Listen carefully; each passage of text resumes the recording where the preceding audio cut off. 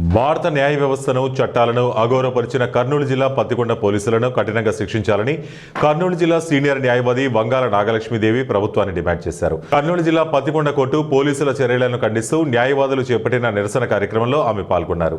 ఈ సందర్భంగా ఆమె మాట్లాడుతూ కోర్టులో లొంగిపోవడానికి వచ్చిన ఓ ముద్దాయిని పోలీసులు అధికార గర్వంతో కోర్టు నిబంధనలకు విరుద్ధంగా కోర్టు హాల్లో ప్రవేశించి ముద్దాయిని పట్టుకెళ్లడం పట్ల ఆమె తీవ్రంగా మండిపడ్డారు. పత్తికొండ కోర్టులో లొంగిపోవడానికి వచ్చిన వ్యక్తిని పోలీసులు అహంకారపూరితంగా చట్టవిరుద్ధంగా అరెస్టు చేసిన చర్యను తీవ్రంగా ఖండించారు.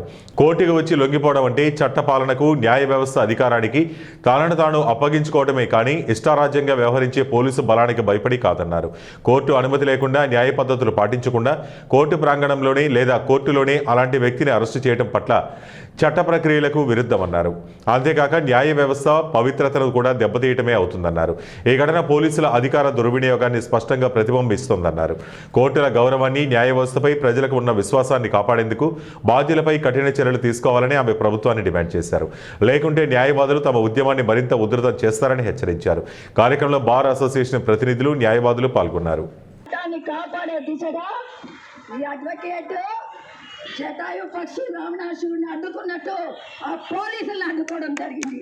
ఇది పత్తికొండ బార్ అసోసియేషన్కి నిజంగా నేను శిరస్సు వంచిన నమస్సుమాంజలు అర్పిస్తున్నాను. పోలీసులారా, మీకు మాకు ఒకే రాజ్యాంగం ఉంది, మీకు నేరస్తులకు ఒకే రాజ్యాంగం ఉంది, మీకు ప్రత్యేక రాజ్యాంగం లేదు.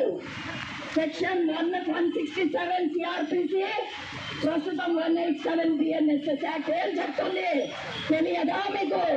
మీరు సిఆర్పిసి ఎవిడెన్స్ యాక్ట్ ఐపీసీ పరిధిలోకి రారా? మీకేమైనా వేరే చట్టాలు ఉన్నాయా? ఒకవేళ నేరస్తుడు నేరం చేసిన వాడు న్యాయస్థానం మీద విశ్వాసంతో సరెండర్ అయినప్పుడు మీరేం చేయాలి? మీరు ఇన్వెస్టిగేషన్ చేయాలనుకుంటే మీరేం చేయాలి? ఇన్వెస్టిగేషన్ చేయాలనుకున్నప్పుడు ఉండే సెక్షన్ మీకు తెలియదా? ఒక ముద్దాయి ఒకవేళ సరెండర్ అయినంత మాత్రాన మీరు న్యాయయుతంగా చట్టబద్ధంగా ముద్దాయిని మళ్ళీ మీ కస్టడీలోకి తీసుకోవడానికి మీకు చట్టం లేదా అని అడుగుతున్నాను. మీకు ఆ సెక్షన్ గురించి తెలియదా అని అడుగుతున్నాను.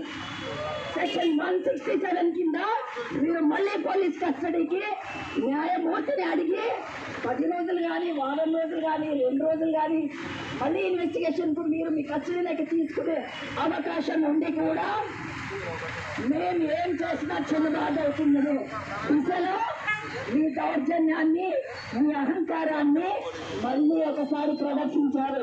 ప్రశ్నించే వాళ్ళు లేరనుకోకండి. ఇంకొక విషయం చెప్తున్నాను, గుర్తు చేస్తూ నేను విరమించుకుంటున్నాను. 70 సంవత్సరాలు పైగా స్వాతంత్రం వచ్చిన ఈ భారతదేశంలో